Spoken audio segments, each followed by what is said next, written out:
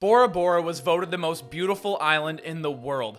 Alcatraz, when operational, was seen as a sentence worse than death. And in the NFL, we had Revis Island, and now we have Sauce Island. Population, whatever depressed receiver that is going to have a long night ahead of them. So we are talking about Sauce Gardner, the corner out of Cincy, who last year never allowed over 20 yards receiving in a game, while primarily playing man-to-man press coverage on their best receiver on the other team. With 325 out of 390 pass coverage snaps coming in press man, and in his career as a Bearcat with over 1,000 snaps taken total in coverage, never gave up a single touchdown. So he is more than deserving of the film analysis as we get into the offseason draft cycle. Let's get into how he had the level of success he did in Cincy, and if he can take his talent from a non-Power 5 school to the next level. We're going to talk about the good and the things I think he can improve on with the bad. And yes, this is what I'm doing on Valentine's Day. Who needs a significant other when there are draft prospects that we need to analyze?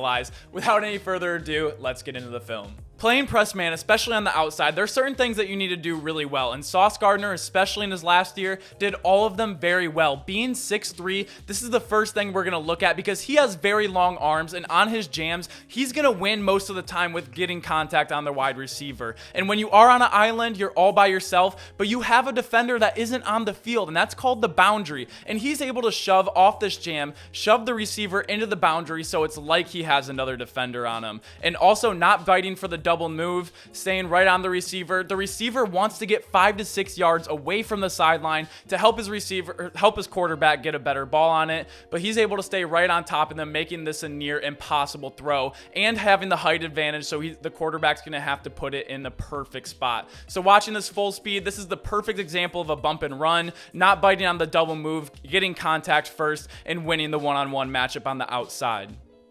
And one of the things I put in the strengths categories of Sauce Gardner is his ability to mix up and switch what he does at the line. He's either going to press jam with one arm, two arm, or in this case, he doesn't at all. So he takes his gather step, the receiver's taking an outside release, and he is full speed ahead. But he's also giving himself this gather in case the receiver wants to do a quick out step and then jab inside to do the slant. But he's going to put a hand on the receiver and just run with him. And I cannot wait. I really hope he runs at the combine because I think he's going to have a fantastic 40 time, and again, just making it near impossible for the quarterback. He has to put a perfect ball, and he's so calm, cool, collective when the ball is in the air that even if the quarterback throws it and it's going to be a back shoulder fade, Gardner is in perfect position to play both of these very well.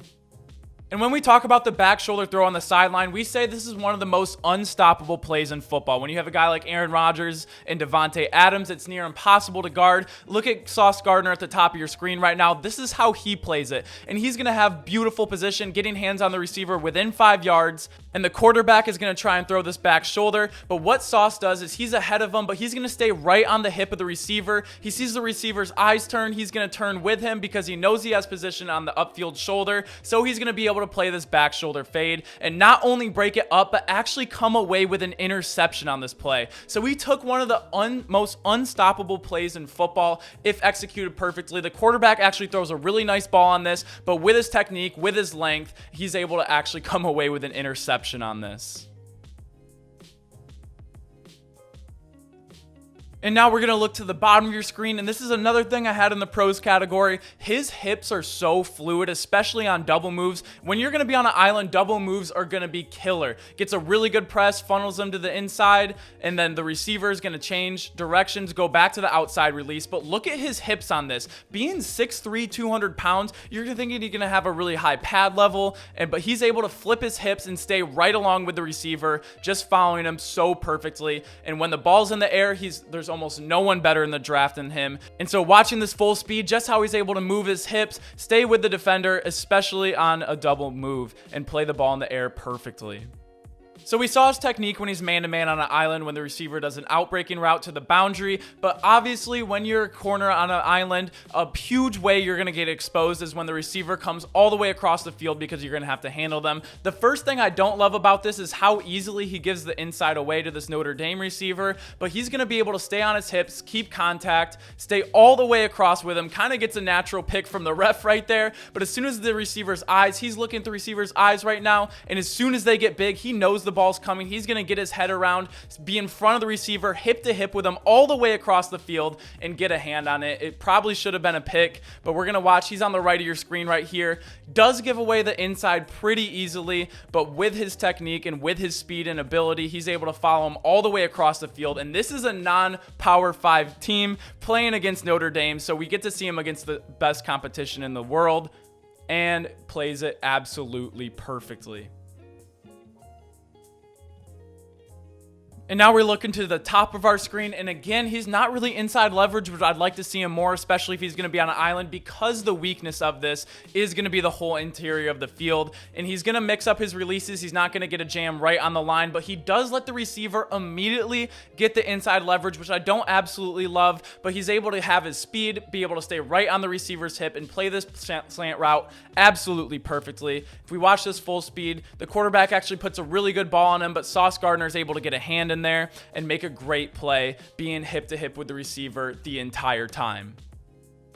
And he's not going to get beat off the line a lot right off the bat because of this little shuffle gather step right here. So he's going to read the receiver. The receiver is going to take an inside release right away, but this is not a full turn of the hips. This is just like a little side shuffle, playing a chess move, ask the receiver, what are you going to do? What's your plan of attack? I'm just going to shuffle along right alongside you, get hands on you. And once he breaks on the slant route, he's right on his hip, and he's actually able to undercut this and get a hand on the ball. So he's able to play his technique on the outside, use the boundary as another defender, and when the receiver goes to the inside, stay right on the hip. And we also see the fluidity in the hips. If the receiver does take an inside release and release back out like we saw earlier, he's able to flip his hips and still play the ball perfectly in the air. And this is why I really hope he joins the combine. I'd really love to see his 40 time, because this type of speed right here, on this play, the team is going to do a little reverse out here, and he's going to change his direction and go all the way back. But look at the hustle, but not only that, but the makeup speed he's able to do to track down this receiver in the open field. And then we're going to watch a clip on how he does this in the passing game if he does bite on a double move. But the hustle on this, he's way out of position, puts his head down, but tracks down the receiver when he's good 10, 12, 13 yards away from him. And even if you watch him from the very beginning, his technique, he is in a zone on this play. He's going to zone turn open. He has his eyes on the field. He knows his run responsibility. He's going to attack upfield and take away the boundary from the wide receiver, but he's going to catch up, get out of position. But then again, the makeup speed and the hustle to go ahead and make this tackle and probably save the touchdown. And on this play, where is Sauce Gardner? He's not in press man, which is very not normal for us to see, but he is going to be in a zone coverage, but he has his eyes in the backfield watching the quarterback, but this is where he gets caught. He has his eyes, the quarterback throws a little pump fake. He's going to bite on it pretty hard and get beat by this receiver. This receiver is open, so right now he's in the second phase of his technique where he gets beat, and so he knows he's going to let the receiver down the sideline. So look at how long his strides are. I mean, that stride is a good 2.5 yards. He's going to put his head down because he knows he has some catching up to do, but he stays really calm, cool, collective, still is able to look at the receiver's eyes and play the ball in the air beautifully. The way he's able to have long strides, have great makeup speed, and then still stay so calm, cool, and collective when the ball is in the air is why I think he's going to be a top 10 draft pick in this year's NFL draft. And here's Sauce Gardner. We're going to start doing how he's able to be in the run game, and he is very willing and able to be a part of the run game. He doesn't have the biggest frame. That's one thing I would like to see him bulk up a little bit, but here he is. He's very willing in the run game. He's on a corner blitz, and he's just able to make a good, solid, fundamental tackle. And even though he isn't the best tackler in the world, his willingness is really what I'm looking for, and I think he has the right mindset going into it. And here he is in press man at the bottom of your screen, but right away, the receiver is going to obviously show that he's in a run block, but watch how Sauce Gardner handles it. So he's in press with him, and he has his eyes in the backfield reading it, but whenever he wants to, he just rips the receiver away and comes up and makes a tackle. I'd like to see him get a lot lower right here, go for the running back's ankles, because in the NFL, you are probably going to get ran over. He does a good job at least holding his ground so his teammate can come in and make the tackle, but the way he's able to block shed the receiver that's much bigger than him and still come up and make the tackle is what I really like to see. And I loved how Cincinnati used him when they put him on cornerback blitzes. He had 3 sacks in his senior year, which is huge, but they go away from his tendencies. So right up here, he's going to be in press man coverage, and in the boundary against the left-handed quarterback, they're going to bring him on a corner blitz because they are not expecting it, because this is their best corner right here. They're expecting him to be man-to-man, but to break the tendency, especially on the boundary with the quarterback's blind side, they're going to bring him in on a blitz, and he does a great job getting after the quarterback and gets a sack. Oh, this isn't the left-handed quarterback. The next clip we're going to show is, but he had 3 sacks in his senior year, which is awesome, and I would love to see some NFL team, even though the hashes are more narrow and it's not going to be as easy. If they're in the slot, he is a more than willing pass rusher. And again, top of your screen, breaking tendencies, left-handed quarterback, blindside, bringing him from the short side. He's actually going to get a strip sack on this play. Again, just to show Howie's willingness and his aggressive football mindset. Number 21, I don't know who that is. Go get on the ball. Gardner's probably like, what are you doing? You're messing up my stat line. But again, the timing on this is just beautiful. I love his aggression, and he goes after the ball and is able to poke it free. And here we are in the college football playoffs against Alabama. This is a designed play to get Jamison Williamson the ball out here in space. But watch how Gardner plays this, because he is in press to man coverage, and off the snap of the ball, he's going to play his regular technique, but obviously the receiver is blocking. He sniffs it out right away, puts his eyes in the backfield, block sheds, and now this is what Alabama wanted. They wanted Jamison Williams, their best athlete, to be on the corner one-on-one, because look at the Cincinnati defense. No one is even close in the ball. This is a true one-on-one. Gardner's going to come up and make this beautiful open field tackle, just takes out his legs. But the football IQ and the play recognition, the block shred, and the open field tackle is what I love to see from him.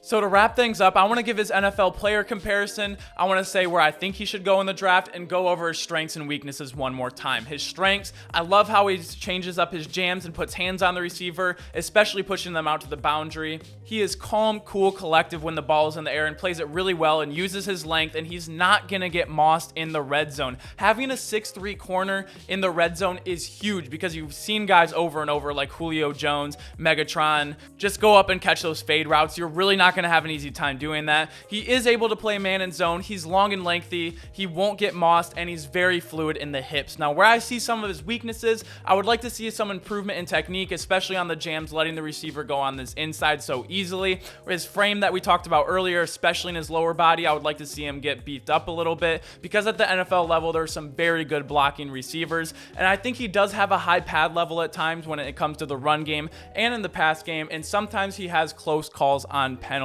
He's very handsy, but he gets away with it. It's always very close, but at the NFL, that is huge if they're going to call that a penalty. And my player comparison for him is a fast player that can play press man or zone coverage that's also 6'3", and that is going to be Richard Sherman, which I know is a huge comparison, one of the best cornerbacks of this past decade, but Sauce Gardner is that guy, and his numbers reflect it, the film reflects it. But I want to know what you guys think, and where I think he should go in the draft. I would love to see the Falcons pick him in the top 10 to match him up with AJ Terrell to completely get that pass defense covered up, because him and AJ Terrell letting up the fewest pass yards out of any corner, that is going to be locked down. Even though they need some help in some other positions, I think if you get that secured for the next 7, 8, 9 years, you're going to be in really good hands. But let me know what you guys think. Make sure to like this video if you like videos like these. Comment down below what you think of Sauce Gardner, and comment who you want me to cover next. And if you like content like this, go ahead and make sure to subscribe if you enjoy daily sports content. This is going to be a huge